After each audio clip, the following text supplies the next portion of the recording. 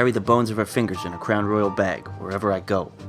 My love, the fortune teller, dead and gone almost a decade.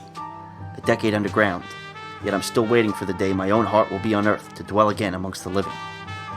On the forgotten boardwalk, my Hungarian beauty read palms, foretold fortune and disaster in the cards, and channeled the spirits of the departed. I depart now, the condo bare, the furniture donated, leaving nothing but my heartbroken memories and a sold sign in the small garden plot next to the front porch. My latest case, she breezed through the door on a Friday afternoon while I was pouring lunch into a tall glass with a single ice cube. Sheila was tall and ravishing like ancient Russian royalty. She threw the goods at me hard, but I carry a riot shield in case of emergencies. Like I said, my heart's been mailed long ago, first class, even if the recipient resides deep where the daisies grow.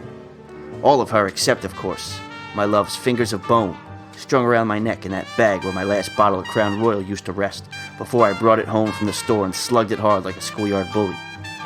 My last bottle, because I gave up whiskey when my love left the land of the living.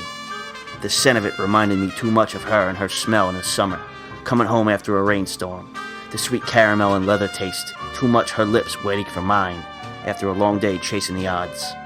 I had been sleeping in my office for a few weeks, too fearful to return to the condo where we shared life and love, lest I dwell painfully in memories gone to the wind. The real estate agent was confident that it would sell fast, but silently I knew in my heart that I would be buying the farm, so to speak, before the details could be straightened out. I was on a suicidal bender, knocking back Tanqueray after Tanqueray. Like I said, I gave up drinking whiskey, but I never claimed to give up the devil's tincture completely.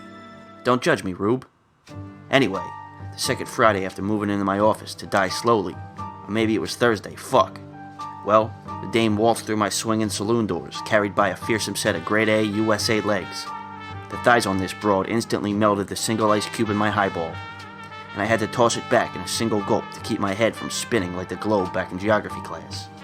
She looked me up and down with the severity of an Amazon, and shook her head in disgust. She told me in no uncertain terms that I definitely didn't look like the best private dick in town, despite the superlative hand-painted on my office door.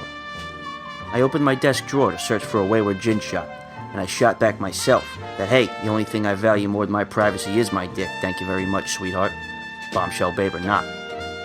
She considered my comeback for a few seconds, then she laughed, admitting that she had nowhere else to turn anyways, being unable to bring her problem to the rank-and-file crew.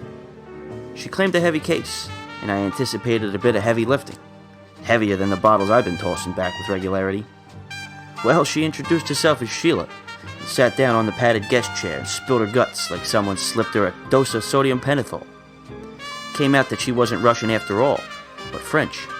While she talked, I imagined myself wearing little else than a beret and a smile, lounging somewhere on that exotic Riviera with her, doing damage to an assortment of fizzy drinks with tiny umbrellas in them. Well, I was almost ready to ask Jacques the bartender for another round when she leaned forward and slapped me something stupid, pow, right in the kisser. She thundered at me to pay attention,